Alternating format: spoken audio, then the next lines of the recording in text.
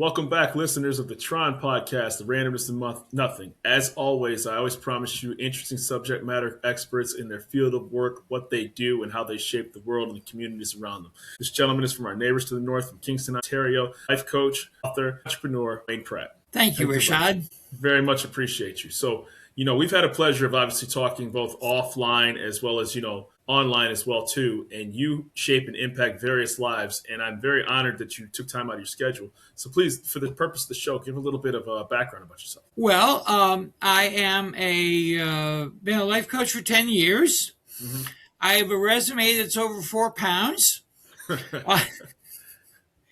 I've tried many things, including banking and accounting and sales, and but I found that trying to help others as best I could was what I did best. So I've been doing that as well as I could for about the last 10 years, and got registered with Jack Canfield's program, so that helped me at least use a language that was popular, and wrote a book called Freshly Brewed Coaching. Woo!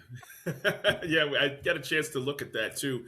And so I think sometimes people need direction in life. And, we talked earlier where it's ultimately up to the person that receives the coaching to take and act upon it because, people get the fresh binder, they get a nice haircut, they get, they attend the nice session, they're pumped up, they're juiced. And then a week later, in this case, sometimes they'll attend a session. And then a year later, you'll say, hey, what did you take from that? And the binder's still never been opened and written in. Business cards are still in there. And you never acted upon it. So procrastination, you have like a sugar high from attending something, but it's what you do behind the scenes that ultimately matters the most. Correct. It's the accountability function that makes basically training internal instead of external. Right.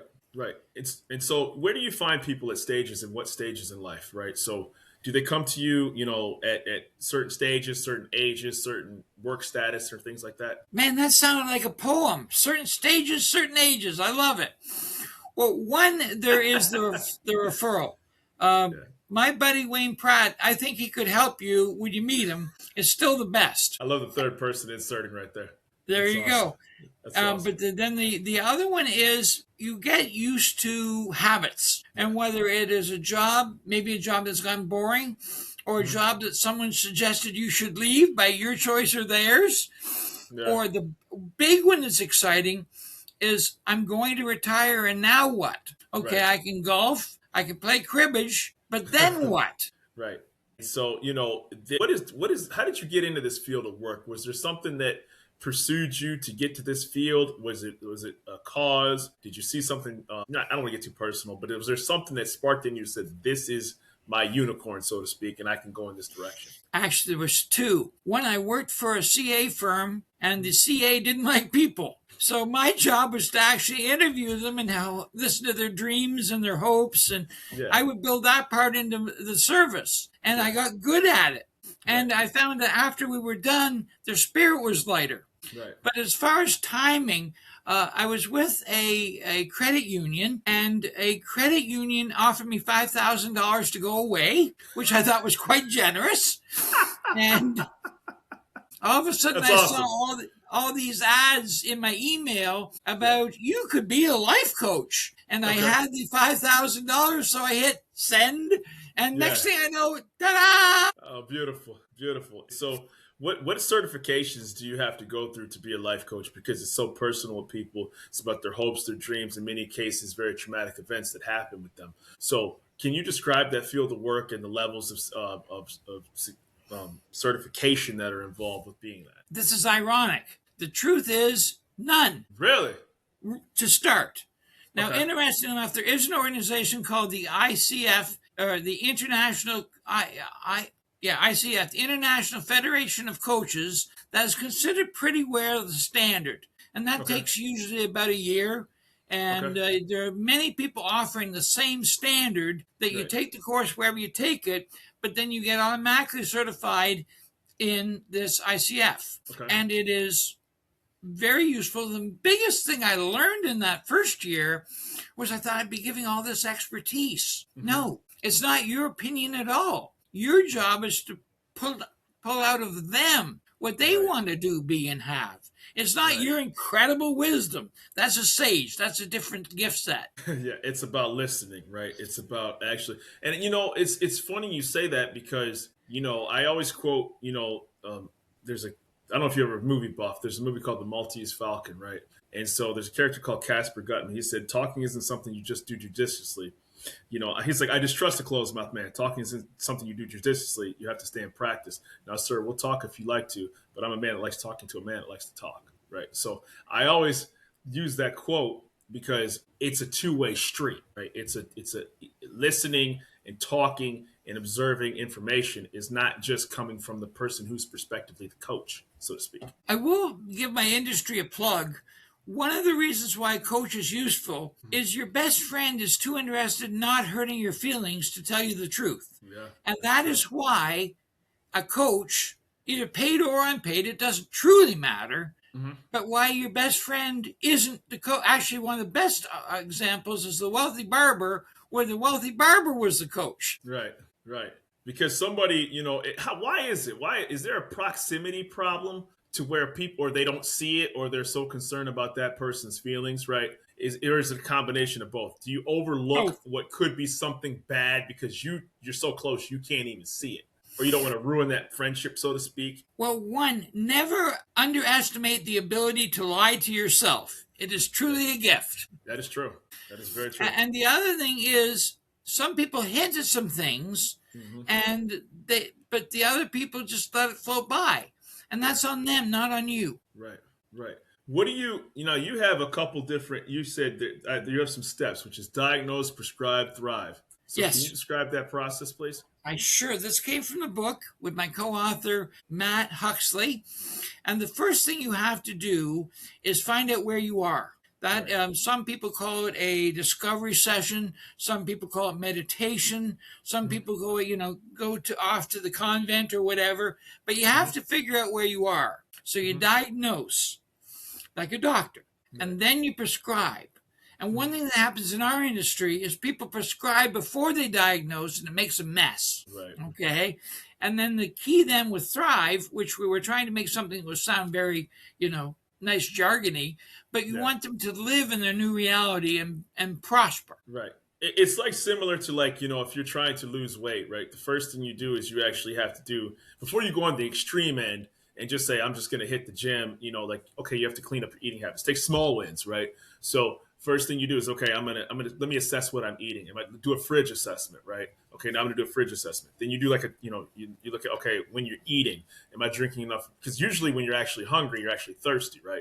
So then you say, okay, well, first I'm gonna assess my fridge, then I'm gonna assess my caloric intake. Then you look at the exercise, and then you look at how much pounds you want to lose. And then when you know those steps to do that, you don't just go on the deep end and suddenly start running on the treadmill 40, an hour a day. Because first of all, it's dangerous because you haven't done a food assessment, like what your body can stress and put itself to.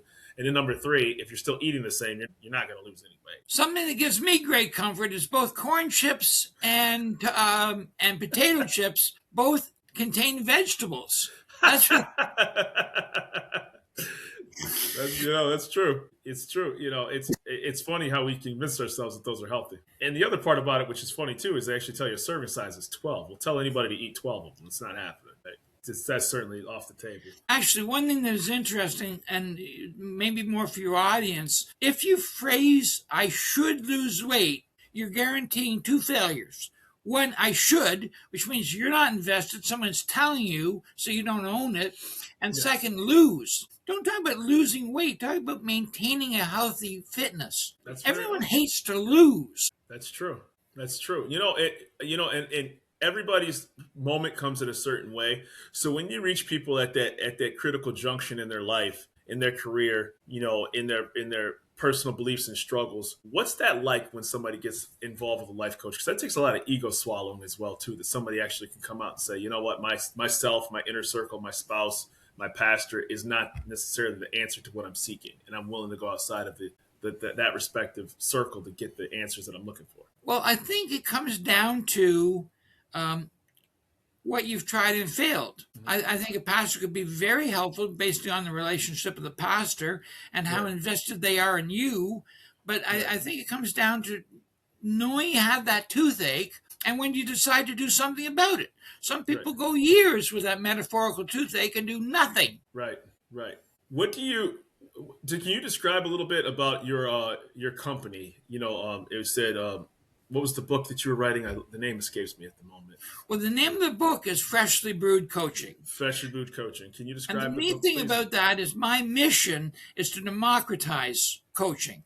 The C-suite's known about coaching for a long, long time. The CEO, the CFO, the CMO, they all know about coaching. But if you ask the guy who runs the hardware store about coaching, he thinks it's getting his 9-year-old better at soccer. Yeah. Yeah. Right. And so so when you democratize it, can you get into the specifics of that? Does that mean like we're going to do like a full assessment? We're going to find out, relationship management, personnel. What does that encompass? Okay, well, here's my shameless plug. Woo! You're supposed to do that. Woo! That's what we're here for. But the first thing with this concept is we wrap the coaching in what is known as a business fable. Most people don't want more coaching. They don't want to be yelled at. They don't want to feel like they're in their vice principal's office when they were 9 years old. So the key is to make it a story, Right. and then glom on this story the didactic, the teaching, and then have them read the story and then go back and read the teaching. And then if they, depending on whether they just teach themselves or get in line with the community with us or other people, that's where the change happens. That's beautiful. That's beautiful. Where do you see people at when they've, had success with you and your coaching and they've said, is it monetary? Is it personal happiness? Is it professional development? Do you go to businesses and organizations, and what's the size and scope of the work that you do? Well, I like to work with the solopreneur, the small business. Okay. But one thing that's interesting is it goes all the way back to Zig Ziglar. And, 50 years ago, the idea is that you have this wheel and that you have 6 or 7 areas of your life, depending on the name you want to call it. And where are you in this? And where are you with this? And where are you with this? And much coaching, for some reason, they only pick on income and vocation. So what we have is a lot of vice presidents that are failures in the way they treat their community and the way they treat their kids and the way they beat their dog, because they never looked at the whole wheel. Right, right. And so it's a very narrow viewpoint of what coaching actually truly is. What was it like when you took the Jack Canfield, course? For people that don't know, he's obviously the creator of Chicken Soup for the Soul. And, Yes. And so what did that encompass, to really open your eyes of what that training Chicken was Soup was really, really interesting. One, because I respect him. Second, if you sell over 500 million books, somebody cherishes your opinion. That 500 million means you're credible. It's like being coached by Oprah. Right, right. Oh my gosh, yeah. But one thing that I just want to go back to, it's kind of neat. Most people that pick a coach, it's to either make more money or get promoted, and that's fine. But then after 90 days, you can work on that for about 90 days, and then one of two things are going to happen. They choose another area of their life to focus on, or they go away, happy or unhappy. They got their goal, woo! Or they just say, well, it wasn't for me. But the bottom line is, most of our industry, most of our culture is the bigger syndrome. I want a bigger boat. I want a bigger house. I want a bigger car. I want a bigger. Yeah. I call it the 2 feet syndrome. If your boat's 2 feet bigger and that's the only, you can never get another where you can't get 2 feet bigger, even if, anyway. Right. For sure. So did you yourself have to seek coaching? Right. They say never trust a coach who doesn't have a coach. So, in fact, when I started this industry now 40 years ago, it was actually at a Brian Tracy seminar, and I said, I want to do that. I could do that. Yeah. And then I realized that the industry wasn't following it up with the accountability so that you stayed honest with you. You see, most of us process verbally. So we have all these thoughts in our brain, but by talking it out, you're thinking it out. And most people want somebody in the room to tell. I actually wanted to invent an inflatable coach where, you pay $79.99 and it's not a sex doll, it's your coach doll. It's your coach doll. Just to be able to go back and forth. In the age, honestly, of the age of AI right now, I mean, you're not too far from that. I mean, you could probably, I'm sure somebody very talented right now has that exact same bot that somebody could put in their living room or in their study and input the information and spit back to them, the necessary information. I mean, I can't imagine that that's not down the pipeline already. It is. It's happening now, but the problem is, A, it tends to be generic. Of course. And B, if it's a bot, there's no price for being wrong. If a person gives you really, really bad advice that sounds really, really good, that's on you, not on the bot. That's 100% true. That's 100% true. Did you, now you've been in this profession for 40 years. And so now coaching has been more mainstream, where it's been more accepted that people needed it. But at the time, if you get into that very early, it was either A, somebody very successful said, I don't need coaching. B, somebody who was trying to seek something out. There was a little bit of shame involved where they're like, there's something wrong with me per se. How did those barriers break down over the years that coaching is something that everybody ultimately needs? Actually, that's why I wrote the book. It's still being broken down. There was a belief 30 years ago that in order to get coached, you had to be treated like you were by a drill sergeant, where you're being yelled at. Right. No, that doesn't work. I don't want to pay $200 to be yelled at. Why? Yeah, right. It's it's kind of like, I remember when they used to do like those weight loss shows, like, Biggest Loser and things like that, and I would say, when they talked, and I'm not saying those people weren't qualified, but then you would hear like personal trainers or nutritionists, they say you can't take somebody from one extreme, from that far down the pendulum to suddenly tell them they need to lose 150 pounds in an intense way, right? Like somebody who needs to lose, who's, morbidly obese, and I'm not making fun of anybody or their condition. You can't just suddenly throw them in cold water, so to speak, right? And so what you're being entertained with, is not necessarily the best way to go about it, because oftentimes that's too much of a shock to somebody's system. I think that it's useful here, not to flog somebody else's book, but James Clear's Atomic Habits does an amazing job at breaking down the myth of the resolution, making that little incremental change that changes your whole life. Sure. It's James Clear. He's very easy to find. You just type him into Google, up he comes. Yeah, that sounds like very, and I think, I do think that the small wins, because you feel, it's like when you go on that scale, right, and you lost like 2 pounds, right? Because then you actually physically see it come off, right? You're busting your butt, and then, or you fit into that piece of clothing that suddenly you're like, man, I couldn't fit in that shirt for like a year. And now all of a sudden, like, I'm wearing this comfortably. And so, that even if psychologically there was a win and it's your win and you can own it. So I think there's something very powerful to say about that. Now, what's it like with an onboarding process? Like, how do you take somebody through a respective session of coaching? Well, this is actually not universal. I'll tell you what I do, and then it'll give you some insight. It starts with the meeting. Fundamentally, you got to get I have 3 kids, my dog's name's Fluffy, and whatever, so there's a relationship built, okay? And then you try to hear what they want. Right. Now, I want them usually to go and do some goal setting, either with, a course or with a grid or with me or wherever, so they lay out what perfect would be. Right. And then it's not so transactional. And then I do what a mini coaching where you get people honest by telling them truths they weren't ready for, that they answer without realizing they answered. Right. So one of the biggest problems with coaching is the client tells you what they think you want to hear. Right. And that goes nowhere. And other than maybe help your visa, you're not benefiting anyone. Right. So what you want to do then is, what do you mean by that?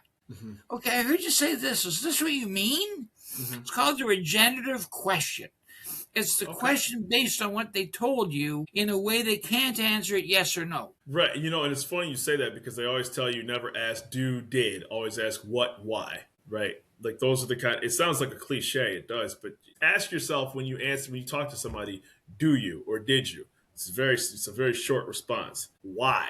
What? For what reason? Right. Yeah. So it's those little things in a sentence that can formulate a very, detailed response from somebody. Because ultimately you want them to reach a higher plateau, whether it's financially, emotionally, career. And I think that that's very important to get in depth to what exactly makes them them. One thing that you didn't mention, but you mentioned around, is one of the crises of a coach. It's when you want more for the client than they do, and you got to release that. You may say a very clear thing laid out for them in your mind, but they don't want it either because they're not ready, or it came from you, not them. Right. And when you think you have a plan laid out with them and they don't want to do it, that's very, very hard for a coach, because they don't feel like they're winning in the interim, even if that visa did hit. And the reality about it is sometimes the coach has to fire the player, right? You know what I mean? Like, I know it sounds like, I know that sometimes it's usually the client that's saying, this isn't working for me. But if you're going to a session and they're not opening up, and, at some point you can sit back and say, listen, Bob, we spent 4 weeks for you trying to get this out of you. You're not giving me this piece of information. Unless you're going to give me this to get you to another level, it's time for us you may need to seek different services elsewhere. That's the key. I recommend every coach that's practicing have at least 3 or 4 coaches with a niche, so they can get them out of your client base into theirs. And in a perfect world, it's reciprocal, but at least you haven't left them stranded. Right. And, if correct. And I'm sure oftentimes that, on the extreme cases, maybe you could say, listen, whatever you have going on needs much more in depth than just coaching. You need, either medical, psychological or additional. I mean, there's certain things that, for all intents and purposes require higher level attention than just like, hey, I'm at a crossroads in life professionally or personally, if people start talking, on the deep end of things, and hopefully those are taken care of in a very respectful manner. What is the future like for your business? Well, there's the practical, and then there's the MGM grand dream. I want to be recognized in airports. I'm all about being recognized in airports. Nothing wrong with that. What I would like is finding a way to have people who have too many people leaning on them so that they can't pour into them, and so that I can become that person's coach in a way that's the sort of the middle manager who says, I can't have 30 direct contacts. I can have 6. Right. The other 24 can buy Wayne's book. Absolutely. Well, it's no different than what they tell you, like on a boat or a plane, right? Like, put your own life vest on first, right? It's the truth. It sounds like you can't help anybody until you help yourself, right?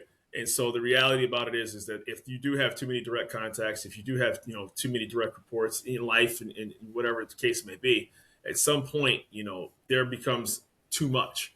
And it's very important to know that, say, I need to know how to structure this, be more organized, to be able to assist the people that matter to me the most. And that's a beautiful thing. Where can people find, I always ask, I'm so appreciative of everybody's time. I always ask everybody this for the purpose of the show. Where can people find Wayne Pratt? Well, there's 2 ways. WaynePratt.ca, WaynePratt.ca will give you the nice general overview. And then if you want to learn more about the book and coaching, go to FreshlyBrewedCoaching.com. Beautiful. And, I'm looking forward to being able to have this show air, because I think everybody at all stages of life could use some insights and coaching and some personal development. And, the old saying is, you're not too proud to beg. You know what I mean? So if you're willing to go out there and seek professional services, Wayne Pratt is a very good resource. And I'm honored that you took time to be on this show. And the nice thing about being in Canada is if you're more than 100 kilometers away, you're an expert. That's awesome. That's awesome. It's been an absolute pleasure, man. I'm so glad we finally got him a chance to make this episode. Thank you, Rashad. It was an honor. Appreciate you. That was, yeah.